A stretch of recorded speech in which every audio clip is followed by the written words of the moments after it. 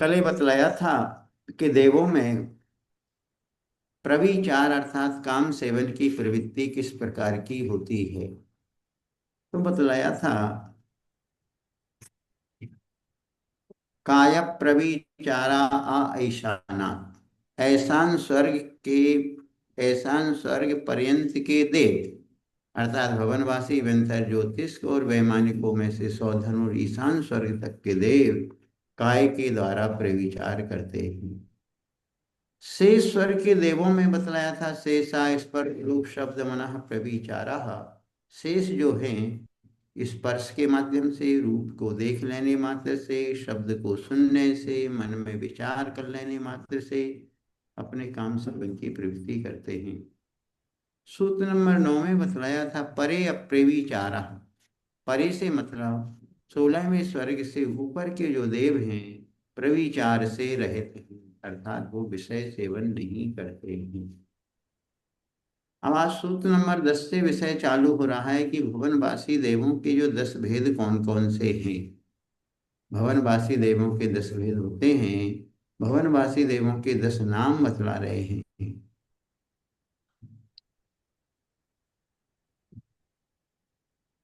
भवनवासिनो सुरनाग विद्युत सुपर्णाग्नि वातस्तनितो दधि द्वीप दिक्कुमारः।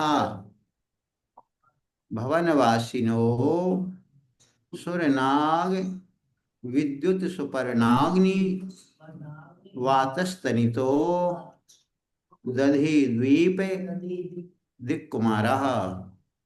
भवनवासिनो सुरनाग विद्युत सुपर्णाग्नि वातस्तनितो दधि द्वीप दिक्कुमारः।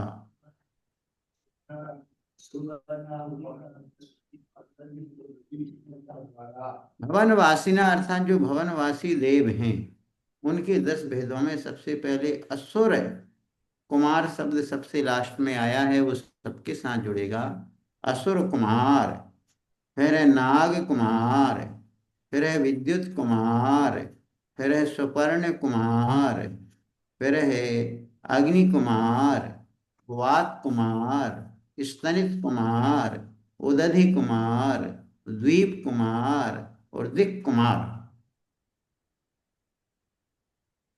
ये भवनवासी देवों के 10 भेद हैं। तो असुर कुमार क्या है? भवनवासी देवों का एक भेद है। तीसरी नरक तक असुर कुमार जाति के देव जाते हैं तो सबके सब नहीं जाते हैं। असुर कुमार जाति के देवों में भी अम्बावरीश नाम की एक जाति होती है, वो ही जाते हैं नारकियों को कुतूहल वश लड़ाने के लिए। तो ये भवनवासी देवों के साथ सबके साथ कुमार शब्द जोड़ा गया है। इसका कारण है कि इनकी वेशभूषा शस्त्र यान वाहन कीड़ा आदि कुमारों के समान होती है, इसलिए सब भवनवासी देवों में कुमार।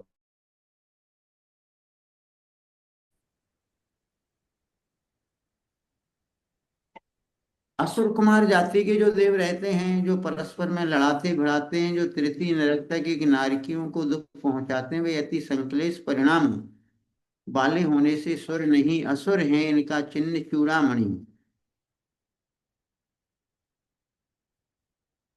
चूड़ामणि यहाँ धारण करते हैं। चूड़ामणि एक आभूषण होता है। नाग कुमार पर्वत और चंदन आदि वृक्षों पर रहने वाले देव नाग कुमार कहलाते हैं और इनका चिन्ह सर्प है। और जो विद्युत के सदृश चमकते रहते हैं वे विद्युत कुमार देव कहलाते हैं। इनका चिन्ह घड़ा है। सुपर्ण कुमार जिनके पंख शोभित होते हैं वे सुपर्ण कुमार हैं। सु यानी उत्तम, पर्ण यानी पंख। इनका चिन्ह गरुड़ है।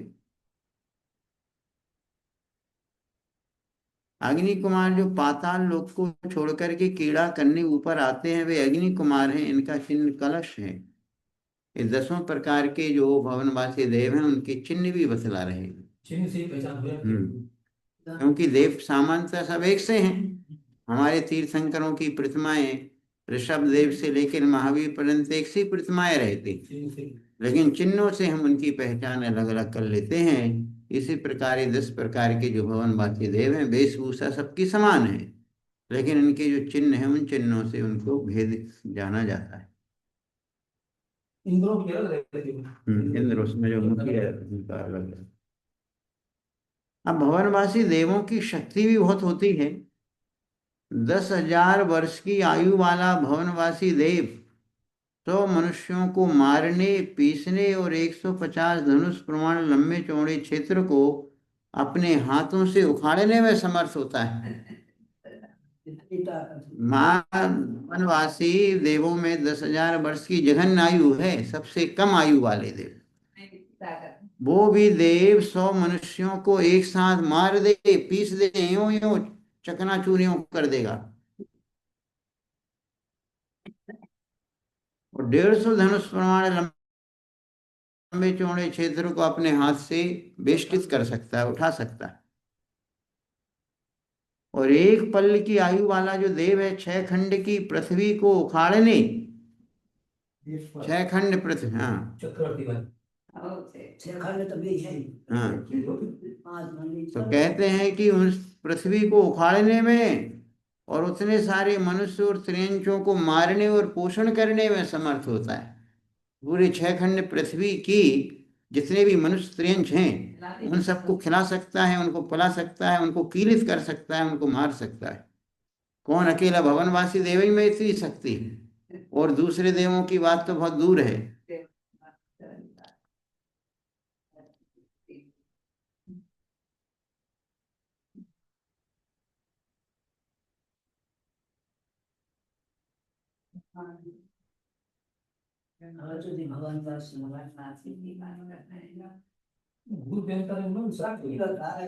उन सब में है वो देव ही। व्यंतर देवों के 8 भेद हैं। मुझसे थोड़ी कम है, भगवान से छोटे हैं तो उनमें थोड़ी कम शक्ति है। शक्ति तो है। व्यंतरों की शक्ति तो भवनवासियों से ज्यादा है। भवनवासिनो सुरनाग।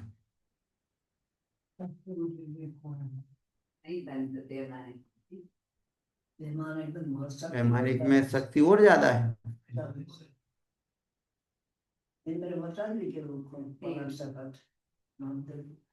अब आगे सूत्र नंबर 11 चलता है।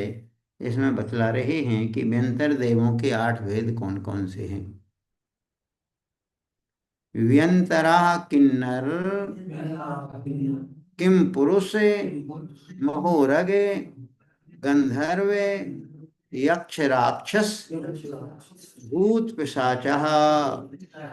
व्यंतरा किन्नर किम पुरुष महोरग गंधर्व यक्ष राक्षस भूत पिशाचः।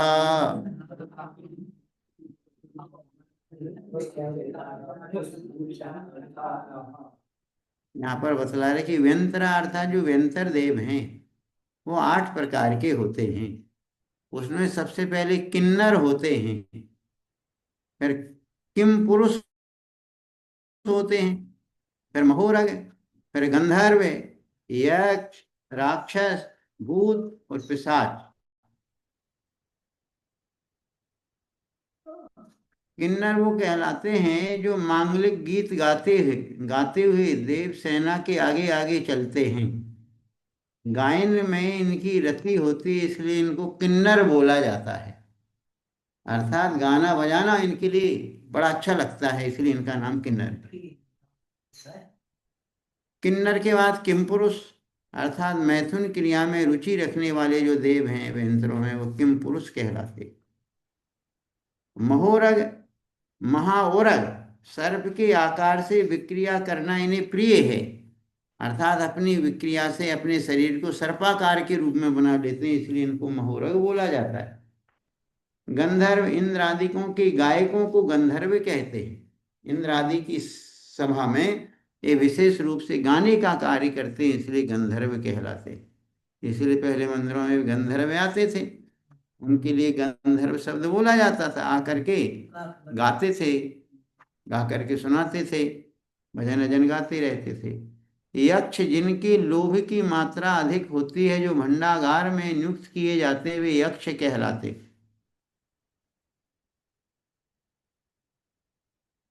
राक्षस जिन्हें भीषण रूप की विक्रिया करना प्रिय है, जो बहुत बड़ी भयानक से भयानक विक्रिया से अपना शरीर बनाते हैं, वे राक्षस कहलाते हैं।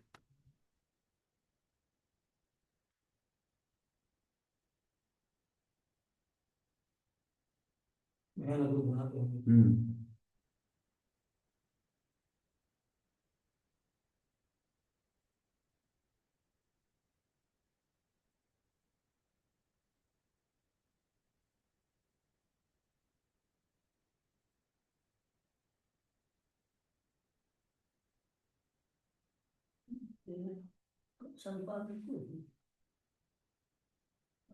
भवनवासी देवों की जितनी शक्ति है उतनी ही व्यंतरों की भी शक्ति है। 10,000 वर्ष की आयु वाला व्यंतर देव 100 मनुष्यों को पालने और मारने में समर्थ होता है, और एक पल की आयु वाला व्यंतर देव अपनी भुजाओं से 6 खंड को पलटने और वहां के स्थित मनुष्यों को मारने और पालने की सामर्थ्य रखता है। अर्थात भवनवासियों में जितनी शक्ति है उतनी ही व्यंतरों में शक्ति है। अब ज्योतिषी देवों के 5 भेद बतला रहे हैं। इसमें भूत के साथ रहेगा राक्षस के बाद। हाँ, तो भूत पिशाच वो भी जो हमेशा दूसरों को दुख आदि देते रहते, कष्ट आदि देते रहते हैं, वो भूत पिशाच के अंतर्गत आते हैं।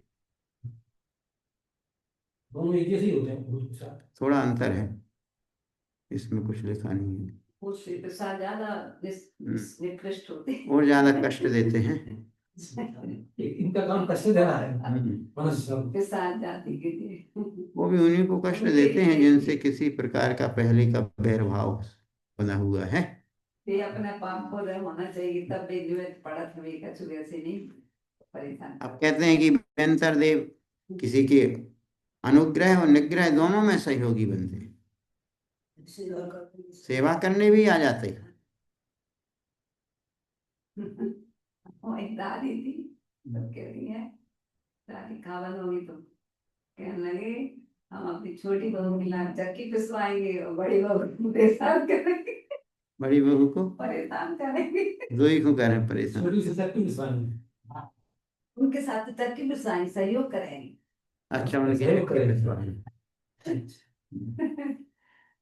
नहीं खैर उनकी बनी तो गई है जाति की, क्योंकि उन्हें पहले ही महाराज जी ने बता दी थी, और जब ये हमारी चाची के सिर में आई तो उन्हें कहने लगे हमें हमें इनको परेशान कर भी नहीं आए, आप तो हमें महावीर जी में छोड़ दो महाराज जी। कल्याण सारा महाराज जी के बाद हमारी चाची क्या आने लगी थी, कहते हैं हमें महाराज जी हम कोई से कछु नहीं कह रहे हैं, मैं तो आप महावीर जी छोड़ दो, मैं तो महावीर जी के दर्शन करने हम चले जाएंगे। छोड़ पे गए थे। मतलब वो अभी महाराज जी कर दिए अपने कमांडर की तरफ से, कमांडर से भेज दिया होगा। कमांडर कर दिया। मंत्र से। चलो ज्योतिषी देवों के 5 भेद बतलाते हैं अब। ज्योतिष कहा सूर्या चंद्रमसौ ग्रह नक्षत्र प्रकीर्णक तारकाश्य। ज्योतिष कहा सूर्या चंद्रमसौ ग्रह नक्षत्र प्रकीर्णक तारकाश्य।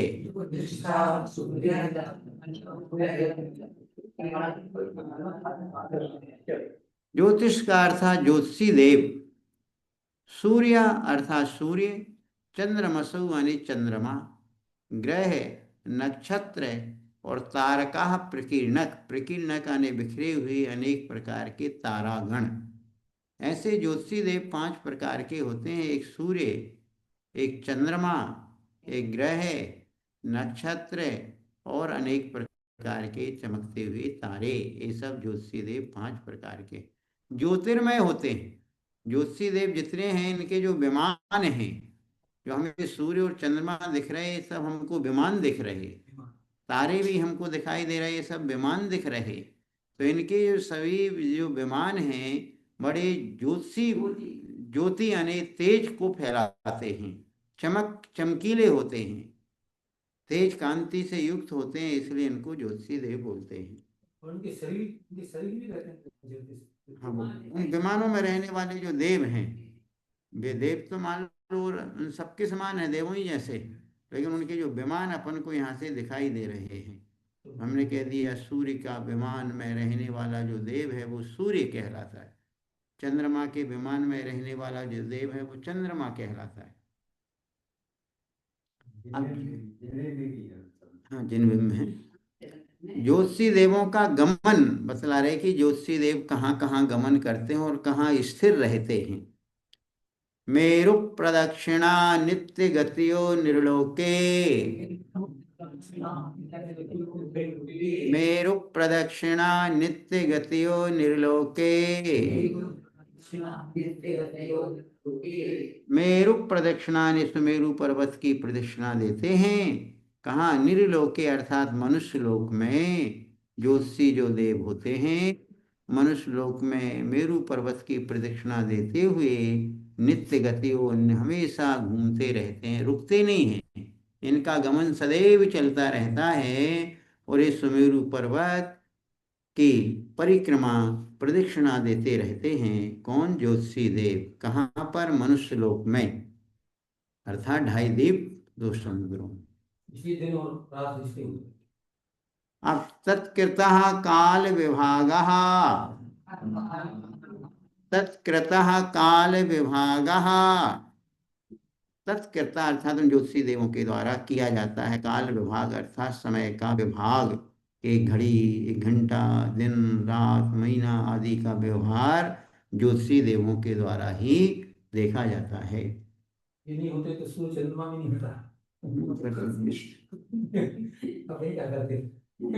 वो भी कहते नहीं। अब तो उसको कोई परिवर्तन कर ही नहीं सकता है, प्रकृति में अनंत काल से चल रही होगी। अनंत काल से चल रही है, अनादि काल से चल रही है।